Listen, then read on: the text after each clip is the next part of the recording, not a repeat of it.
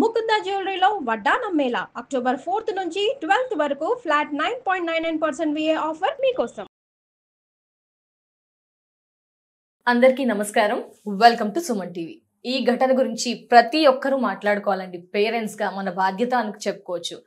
ఎందుకంటే పిల్లల విషయంలో మనం చాలా ప్యాంపర్ చేస్తున్నామని కొందరు అంటారు, కొందరు స్ట్రిక్ట్ గా ఉంటున్నారు అని కొందరు అంటారు. బట్ ఎక్కడో ఒక దగ్గర ఏదో ఒక ఘటన పేరెంట్స్ పిల్లల విషయంలో జరుగుతూనే ఉన్నాయి, అవి పునరావృతం అవుతూనే ఉన్నాయి.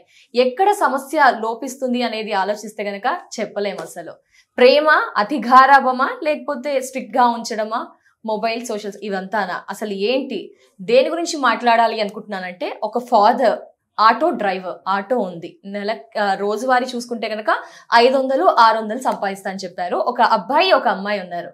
అబ్బాయి వచ్చేసి సంథింగ్ ఏదో చదువుతున్నారండి. అమ్మాయికి షుగర్, బీపీ, తరడా చాలా సమస్యలు ఉన్నాయి, ఇంట్లో బాగా సమస్యలు ఉన్నాయని చెప్తున్నారు.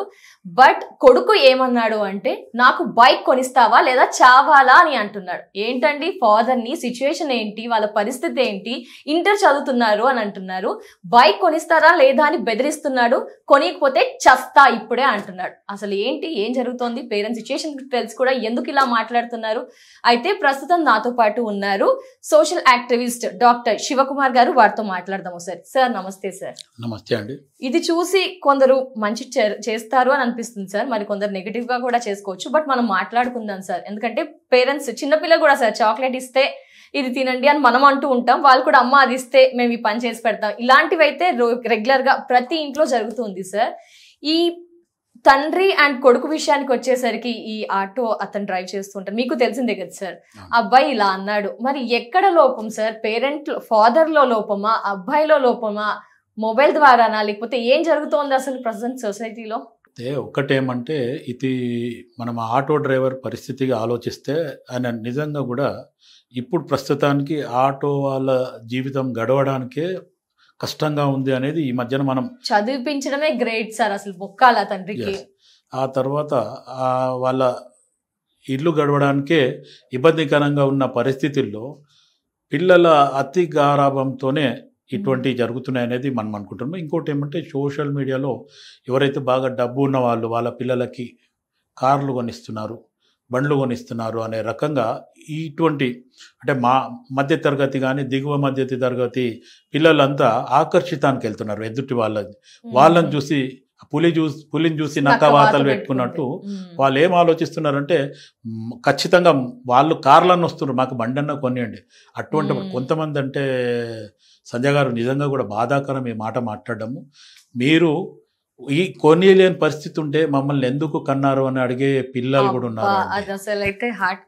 మొత్తానికి బాధాకరంగా ఉంది ఈ పద్ధతి ప్రకారంలో. ఇప్పుడు మీరు ఆటో డ్రైవర్ గురించి కూడా చెప్పినారు. వాళ్ళ అమ్మాయికి డయాబెటిక్ ఉంది, ప్రాబ్లమ్స్ ఉన్నాయి అనేది. అటు మందుల వారి ఖర్చులకే సరిపోతుందో లేదో ఆయన సంపాదన ఇల్లు నడవడానికంటే, మళ్ళీ వాళ్ళ బాబు వచ్చి ఇంత ఒత్తిడి చేసి తీసుకురావడం, మళ్ళీ దాని తర్వాత బండి రాకనా ర్యాష్గా నడిపించి యాక్సిడెంట్ అయ్యి చనిపోవడం, ఇది మరీ బాధాకరం అండి. నేను ఇదే కాకుండా కూడా సిటీలో కూడా చాలా సంఘటనలు జరుగుతున్నాయి.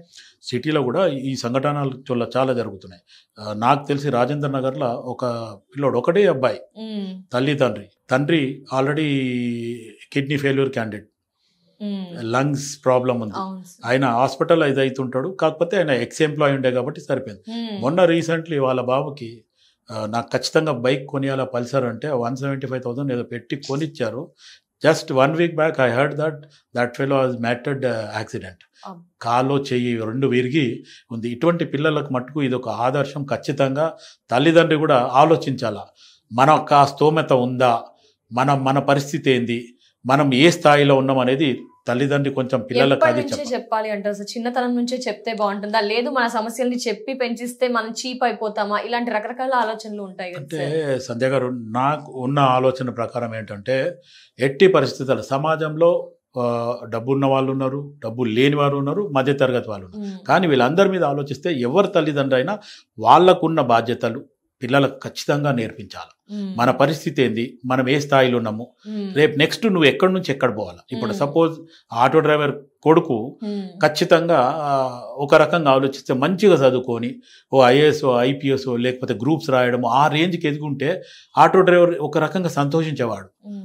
నా పిల్లోడు నేను ఈ స్థాయిలో ఉన్నా, నా పిల్లోడు మంచిగా. ఎందుకు మనకు ఎంతో మందిని చూస్తున్నాం. ఒకవేళ ఫార్మర్స్ పిల్లలు కూడా మొన్న రీసెంట్లీ కూడా మనం సోషల్ మీడియాలో చూసాం. ఒక చెప్పులు కుట్టే అతని కూతురు గ్రూప్స్ రాసి ఆఫీసర్ కావడం.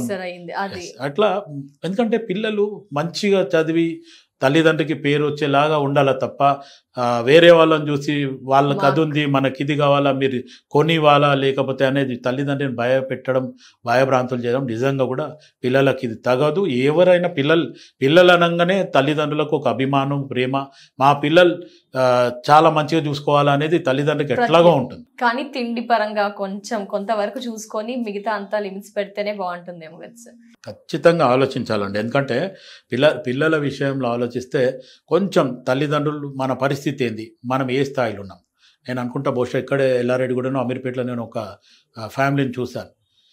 మదర్ ఫాదర్ ఇద్దరు కూడా ప్రైవేట్ ఎంప్లాయీస్, బట్ వాళ్ళ అమ్మాయి ఎంబీబీఎస్లో ఫ్రీ సీట్ తీసుకొని వచ్చింది.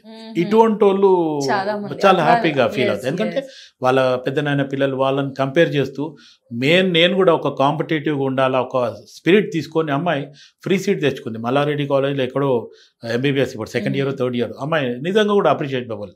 సార్ ఇదంతా చుట్టూ ఉన్న పర్సన్స్ బట్టి ఇంపాక్టే ఉంటుంది అనిపిస్తుందా సార్ మీకు ఏమైనా? ఖచ్చితంగా అండి. లొకాలిటీ కానీ ఆ ఇల్లే కానీ ఆ పరిసర ప్రాంతాల బట్టి ఎక్కువగా ఇంపాక్ట్ ఉంటుంది.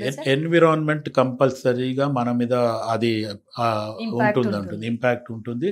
ప్లస్ దాంతోపాటు తల్లిదండ్రులు కూడా పిల్లలకి ఎప్పటికప్పుడు గైడ్ చేస్తూ వాళ్ళు ఖచ్చితంగా మన పరిస్థితి ఇది, మనం ఈ స్థాయిలోనే ఉన్నాము, నువ్వు పైకి వచ్చి మమ్మల్ని పైకి తీసుకుపో అనే రకంగానే మోటివేట్ చేసి పిల్లల్ని తీసుకుపోవాలి తప్ప ఖచ్చితంగా మీరు విచ్చలవిడిగా ఉండండి, మేము కష్టాలు ఉన్నా సరే మీకు బండి కొనిస్తాం, కారు కొనిస్తాం, లేకపోతే ఒక స్లమ్ ఏరియాలో ఉన్నాం మేము అపార్ట్మెంట్ కొనిస్తాం, ఇటువంటి చెప్పొద్దండి. అంటే అతి ఆశ కూడా పిల్లలకు చూపించదు, అతి గారామం కూడా ఇటువంటి చెడు అనర్థాలకు దారి తీస్తుంది.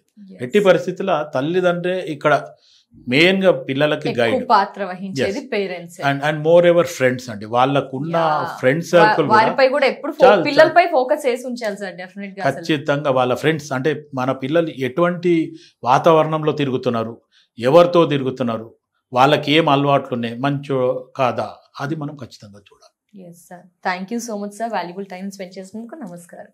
సో చూసారు కదా అండి, ప్రస్తుతం సొసైటీలో ఇలాంటివి ఇదొక్కటే కాదు, ఆటో డ్రైవర్ అండ్ వాళ్ళ అబ్బాయి బైక్ కొనిస్తే చనిపోయి ఈ సంఘటనే కాదండి, రకరకాల సంఘటనలు జరుగుతున్నాయి. మనకు తెలిసినవి కొన్ని మాత్రమే. బట్ యాజ్ ఎ పేరెంట్స్ గా మనం ఏం చేద్దామంటే పిల్లల్ని ఎంతవరకు ప్యాంపర్ చేయాలో అంతవరకే చేద్దాం. పిల్లలు మీరు కూడా దయచేసి పేరెంట్స్ మాట వినడానికి ట్రై చేయండి. అందరూ కూడా జాగ్రత్త వహిద్దాం. నమస్కారం.